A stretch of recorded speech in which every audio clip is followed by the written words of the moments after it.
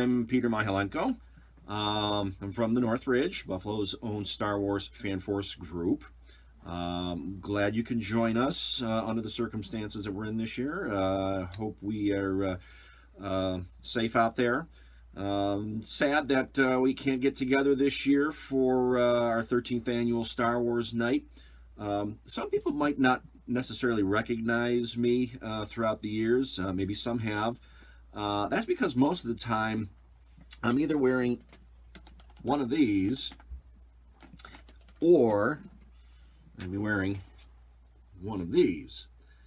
And the interesting thing about when I meet people, they usually like to start, they don't not exactly know how to approach or what to say to me. And lots of times they usually ask a question that I hear very often, not only at Star Wars Night, but also a lot of other events that I've done, is that kind of an icebreaker question that starts something like, "Boy, you must be hot in that thing," or "Aren't you hot in that thing?" And boy, if I had a dime for every time somebody asked me that question, I'd be retired by now. But anyway, the short answer, I guess, to that would be I guess it depends. It depends on a person's tolerance for heat.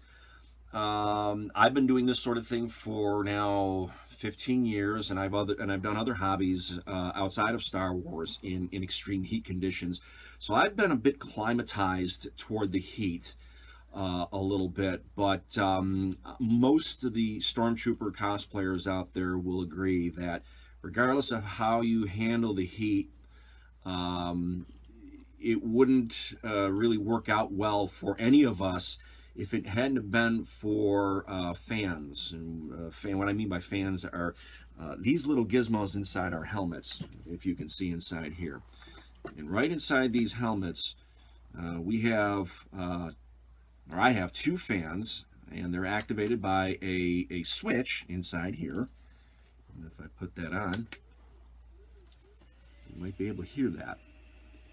And what those fans basically do is they circulate air inside the helmet. So it could be very warm outside, it could be stifling, whatnot. But as long as those fans are on, our lives are so much simpler. Because boy, if the batteries go dead or if the fans malfunction, you're going to be scraping a Stormtrooper off the pavement with a big spatula, because we're going to faint and go down. And that's not a good thing.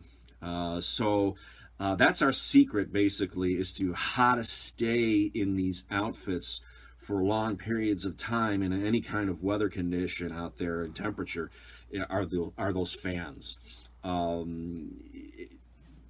That's what basically keeps us standing. Unfortunately, sometimes we have to take a break. We can't leave those helmets on for a very long time. We do have to take them off and get some fresh air a bit, which is why sometimes when during Star Wars Night you see us walk off for a break, we're not out there to disappoint you. We are after our own safety and our own group's safety. We look to our health and welfare. So, we apologize for anybody out there who's waiting in line for a long time to get those pictures with your favorite Star Wars character. But sometimes, not realizing how long we've been standing there, especially if it's very warm outside, even with those fans, we sometimes do have to get off our feet and take our helmets off and breathe some fresh air. So I hope that answers some questions as to how we manage the heat. Stay safe out there. Again, thank you for joining.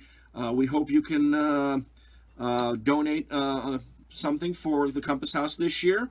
We're saddened that we can't be with you, but we are with you in other ways. And stay safe and have fun with Star Wars. Bye-bye.